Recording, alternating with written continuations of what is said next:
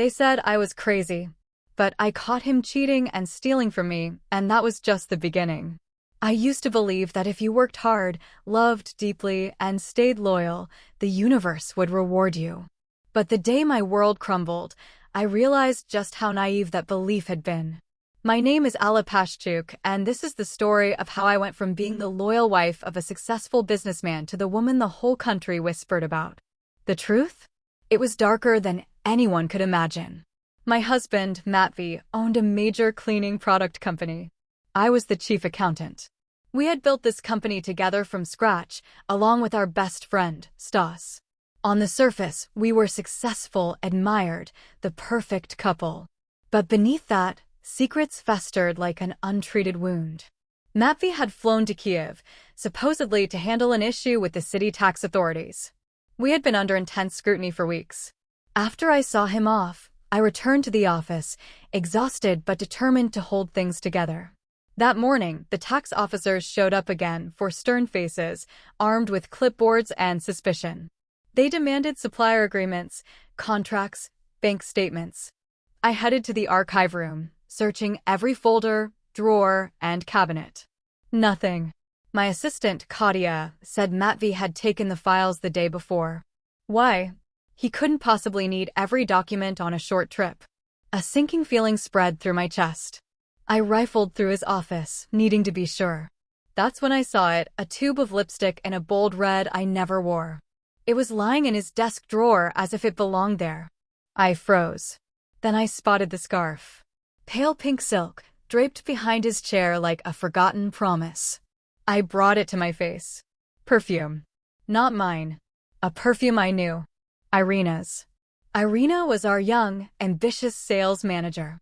I had hired her myself, mentored her like my own daughter. I never imagined she'd repay me with betrayal. Or maybe I had. Somewhere deep down, I had seen the way she looked at Matvey, the way he lingered too long around her desk. But I chose to ignore it. Until now. Before I could collect my thoughts, Stas burst in. He looked pale, agitated. Emergency meeting, he said, eyes darting. Now. In the conference room, he dropped the bomb. Someone in this company is leaking information to the tax authorities. We're being sabotaged from within. A collective gasp. I could feel my heart hammering in my chest. Someone is profiting from our downfall, he continued. We traced multiple leaks. This isn't an accident. It's treason. I scanned the room. Faces I'd known for years now looked unfamiliar. Every smile seemed suspicious. Every glance a potential threat. Irina was seated quietly near the back, her eyes wide with feigned innocence. Later that day, she approached me, asking for an advance. There's a special fund Matvey set up, she whispered. For emergencies. My blood ran cold. That fund was confidential. Only Matvey and I knew about it. How do you know that? I asked. She stammered, offered some vague answer, but I didn't hear it. My rage was boiling. I grabbed her arm, pulled her into my office. Are you sleeping with my husband? She blinked. What? You heard me. Her eyes welled with tears. No, I would never. But her body betrayed her. A flinch. A slight shift of the gaze. Guilt written in silence. I didn't need confirmation. I had all the proof I needed. That evening, Baba Shura, the office cleaning lady, confirmed my worst fear. It's Irina, she whispered. I saw them. Late nights. He touches her like he touched you once. And she's pregnant, she added, her voice dropping. My world spun. I leaned against the doorframe, trying not to collapse. I had taken this girl under my wing, shared my life, my company. And she had destroyed it all for a man who couldn't keep his hands to himself. But I didn't cry. I didn't scream. I didn't throw her out. Instead, I planned. The next morning, I stood before the staff and delivered a calm, clear statement. Irina has been leaking confidential information. We have evidence. Gasps. Irina tried to defend herself, stuttering and panicking. But the room had already decided. Her time was up. Matvey wasn't there. Of course, he wasn't. Coward. That night, he came home bloodied and bruised. Claimed he was mugged.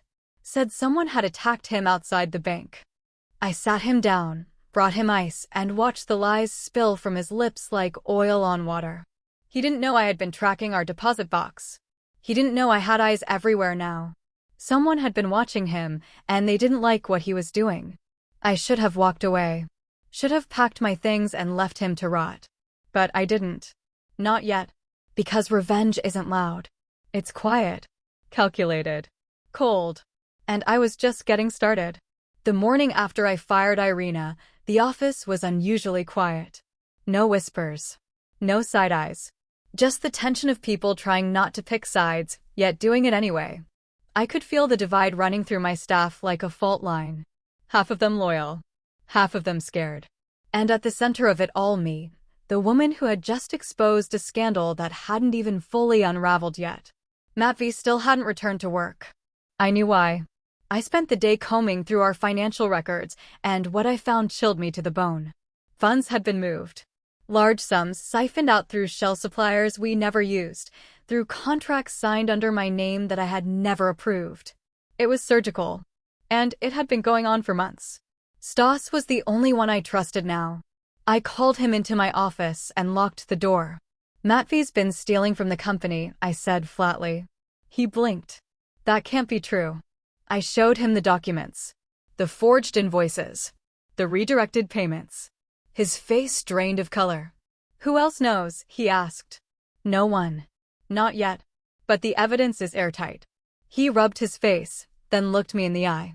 You need to act fast. Before he destroys everything. I nodded. I will. But not the way he expects. That night, Matvey finally came home, reeking of sweat and desperation. I watched him from the hallway as he poured himself a glass of whiskey like it was medicine. His face was lined with stress, but I saw no remorse. I heard about Irina, he said. You should have been here, I replied. She tried to access the emergency fund. He raised an eyebrow. Did she? You tell me. He sipped his drink unfazed. Maybe she misunderstood. I walked up to him, slow and steady. She's pregnant, Matvey. Did she misunderstand that too? His jaw clenched, but he didn't deny it. Didn't even flinch. That told me everything I needed to know.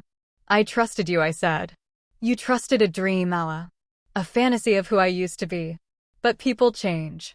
No, I said coldly. Liars just stop pretending. He laughed, bitter and tired.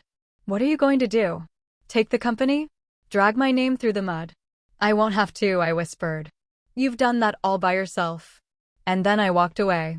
But what he didn't know was that I had already begun the process of isolating his access to the company's accounts. I had the IT team set up silent alerts. Any login from Matvey's devices would ping me instantly. And I began preparing for a board meeting. But before that could happen, something strange occurred. The next morning, I received a call from a blocked number. A woman's voice. Matvey isn't who you think he is, she said, and hung up. I tried calling back. Nothing. No answer. Just static. I didn't recognize the voice, but it chilled me. That day, the tension at the office thickened. Someone had spray-painted the word traitor on the wall near the parking garage. I had it painted over within the hour. But the message was clear. This wasn't over. I pushed forward with the plan. I called a board meeting for Friday morning. On the agenda? Financial irregularities and executive review. When Stas saw the agenda, he pulled me aside. Are you sure you're ready for this? I don't have a choice, I said. Matvey stole everything, my trust, my future, our company. I'm taking it back. That night, Matvey didn't come home. Instead, he called. I know what you're doing, he said. Then you know it's too late to stop it. You're making a mistake, Alla. You think this is about money, but it's not. People like me, we don't lose. We rebuild. We burn it down and start again. No, I replied. People like you burn everything. And I'm not letting you burn this. Then I hung up. The next day, I met with our legal team. Quietly. Discreetly. We began the paperwork for a restraining order and executive removal filing. The pieces were falling into place. But something still felt off. And then, just as I was heading home, I got a message from Katya. It was a photo. A hotel receipt. 2 names, Matvey Pashchuk and Stas Moros. My hands went numb. It wasn't just Irina. I'd been betrayed from both sides. And that's when I realized. This wasn't just adultery. This wasn't just embezzlement. This was war. And I was going to win. I couldn't sleep that night. I sat at my kitchen table, staring at the photo Katya had sent me, the hotel receipt, dated just a few days prior. Stas's name next to Matvi's. Room 418. What kind of meeting required a hotel room? And why had my so-called best friend lied to my face about everything? I replayed every conversation we'd had over the past year. The hushed tones. The don't worry smiles. The little jokes they used to exchange. How had I missed it? Or had I chosen not to see? In the morning, I didn't go to the office. Instead, I went to the hotel. I asked the front desk if I could see security footage from the date on the receipt. I expected them to refuse. But when I said I was from M&P Corporation and dropped a hint about legal action regarding an internal investigation, they suddenly became cooperative. I watched the screen. There he was. Stas. And then Matvi. Not just meeting. Carrying a briefcase. Shaking hands with a man I didn't recognize. Another flash. A brown envelope exchanged. And Irina, stepping out from behind them like it was her private stage. I felt sick. It was bigger than just an affair. Bigger than embezzlement. They were making deals. Secret ones. Possibly offloading company assets. And if Irina was involved, there was no telling how deep it went. Back at home, I printed out the screenshots. Lined them up on the kitchen counter. Matvi. Stas. Irina. The unknown man. There was a pattern. But I needed proof. Real proof. So I did something I hadn't done in years. I hacked into Matvi's email. Technically, I knew his passwords. They were always variations of his mother's birthday. Pathetic. Within 5 minutes, I was in. Hundreds of emails. Code names. Wire transfers. Meetings. And most importantly, a project folder titled Phoenix. Inside, confidential plans to open a new business under a shell corporation in Poland. With funding drawn from our company. And Irina listed as co-director. It was all there. Betrayal in black and white. And the kicker? Stas had signed off on it. So much for best friends. So much for loyalty. That night, I didn't cry. I didn't scream. I printed everything. And then, I called a journalist. Not just any journalist, but someone I knew from college, now working on a series about corporate corruption. Check your inbox, I said. You're going to want this. The next morning, the article exploded online. Cleaning company scandal. CEO accused of fraud, infidelity, and corporate espionage. My phone lit up like a Christmas tree. Clients, staff, media. I turned it off. But not before I received one final message from Matvi. You'll regret this. No, I thought. You will. The board meeting that afternoon was chaos. Matvi showed up, desperate, furious. His eyes were wild, his suit wrinkled. He tried to deny everything, but the documents spoke louder than he ever could. Screenshots. Transfers. Emails. The board voted unanimously to suspend him pending investigation. Stas tried to defend himself. Allah, I never meant to hurt you. I stared at him. You stole from me. Lied to me. Watched me fall apart and said nothing. It was Matvi's idea. I didn't know what to do. You could have told me the truth. But cowards never choose the truth. They wait for it to crush them. By the end of the day, I was interim CEO. But that wasn't enough. I wanted it all. The next step? Legal action. I met with prosecutors. Handed them the files. Explained the laundering schemes. Irina was the weakest link. She'd fold first, and when she did, she'd take them both down. But something unexpected happened. That evening, there was a knock on my door. It was Irina. No makeup. No designer heels. Just swollen eyes and trembling hands. I'm sorry, she said. I didn't speak. I didn't know how deep it would go. Matvi promised me everything. And now, he's gone. Gone. He left the country. Of course he did. Stas too, she added. Cowards. She handed me a USB stick. Everything. Every file, every call, every plan. I recorded it all. For insurance. I took it. You still think you're a victim? I asked. No, she said. But maybe this will help you win. I closed the door. She wasn't wrong. The war wasn't over. But I had just been handed the final weapon. For the first time in weeks, I felt like I could breathe. That night, I sat alone in my home office, the only light coming from my laptop screen. I plugged in Irina's USB drive, half expecting it to be empty or corrupted, another manipulation, another trap. But it wasn't. It held everything. Audio recordings of meetings between Matvey, Stas, and various shadow investors. Excel sheets with falsified financial reports. Contracts drafted under the fake Polish entity. Even voice memos from Matvey, arrogantly boasting about how he was moving everything offshore and away from Allah's control. It was damning. And it was mine. I compiled everything into a comprehensive file and sent it directly to the prosecutor's office. I also forwarded a copy to the journalist. Round 2, I wrote. Let's finish this. The next day, the new exposé hit the media. Criminal network within cleaning giant. Exclusive leaks from former employee reveal intentional fraud. Public sentiment shifted overnight. Sympathy poured in, not for the company, not for the shareholders, but for me. For the betrayed woman who had stayed silent too long. Some called me a heroine, others a mastermind. But they didn't know the truth. I didn't want to be admired. I wanted justice. And just a little bit of peace. Soon after, the authorities issued international arrest warrants. Matvey and Stas had crossed into Hungary. Interpol was on the case. Their accounts were frozen. Our corporate bank, once hesitant, was now eager to cooperate.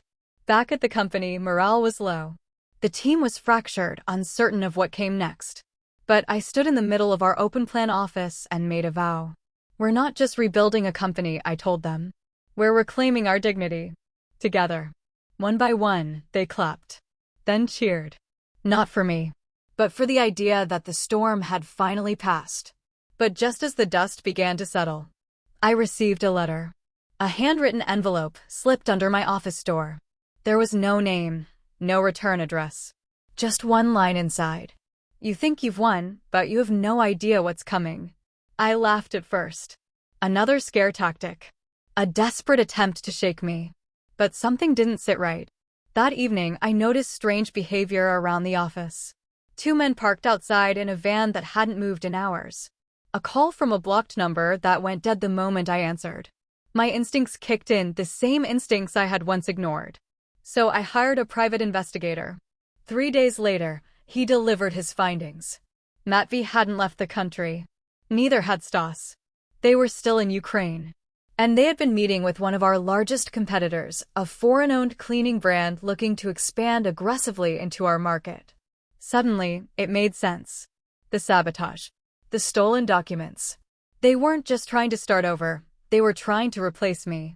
I think they're planning a hostile takeover, the investigator said. And they're going to use your own data against you. I felt my stomach twist.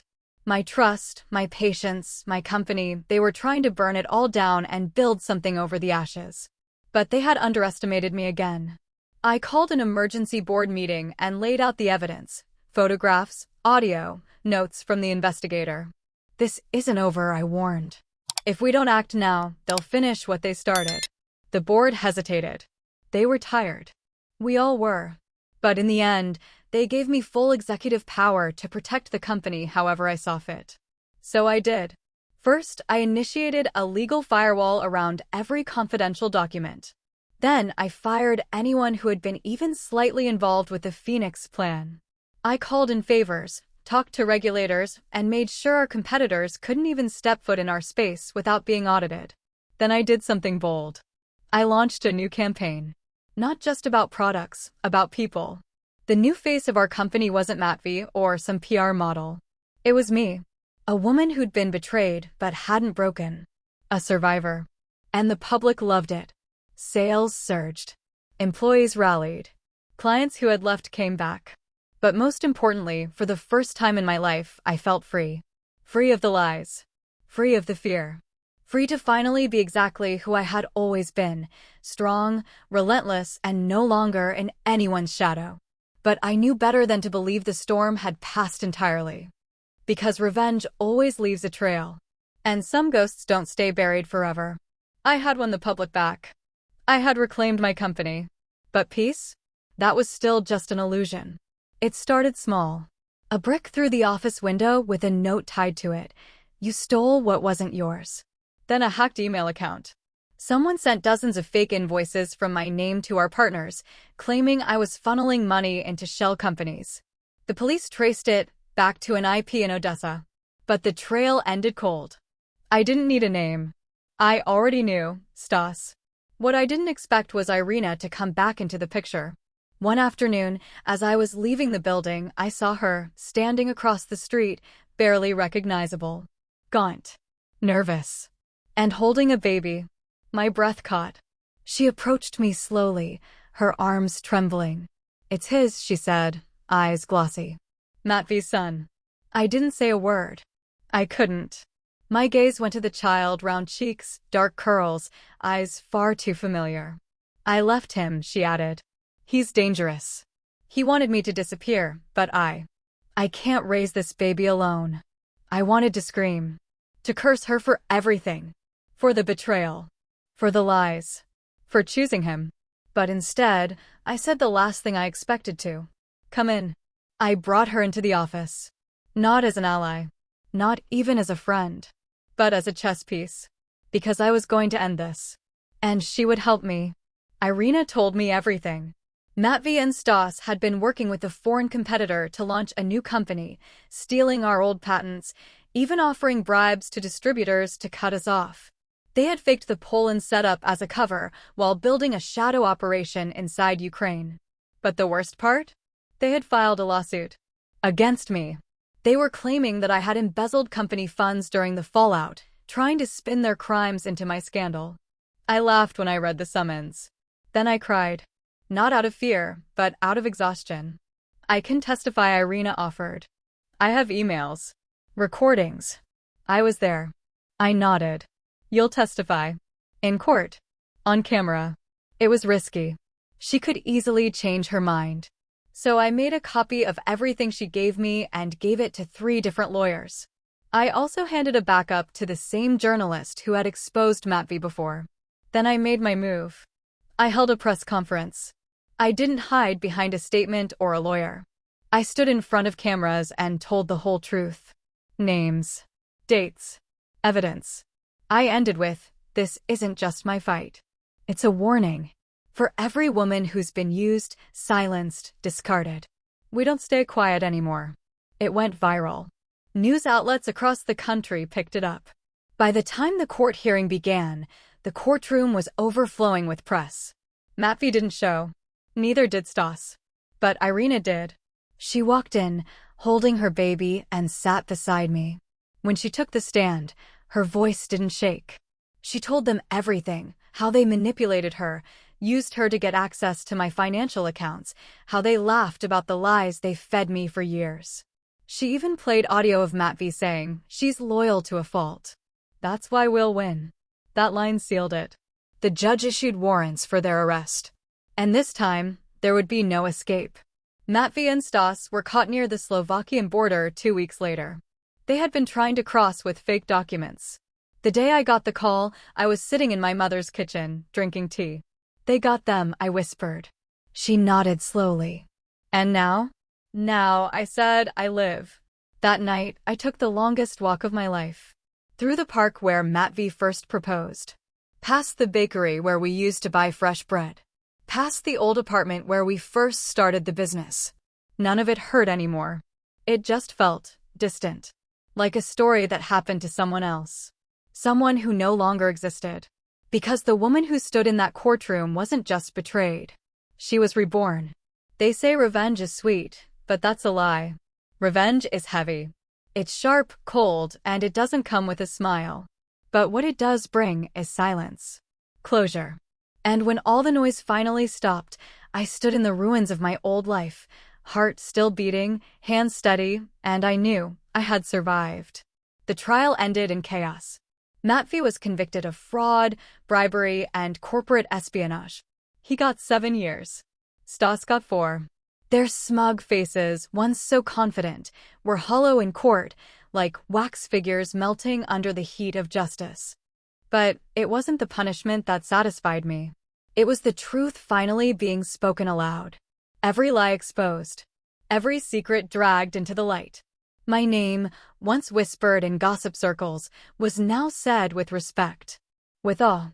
But I wasn't interested in rebuilding the image of a perfect wife or the co-founder of a tainted empire. I wanted something real. So I took the company, now legally mine, and sold it. Every last piece of it. Shares, assets, buildings, vehicles, patents. Gone. People thought I'd lost my mind. Thought I was emotional. Weak. But I wasn't burning it down out of rage. I was cleansing it. Washing away every trace of the betrayal that once lived there. With the money, I didn't buy a yacht. I didn't disappear to Bali or Dubai. I bought a building. An old, dusty, 3-floor mess in the heart of Lviv. And I transformed it. Brick by brick, room by room, I created a sanctuary, a center for women like me. For women who were cheated, broken, belittled.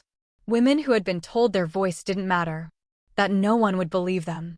We offered free legal aid, therapy, emergency housing, financial literacy classes, childcare, and most importantly, a community.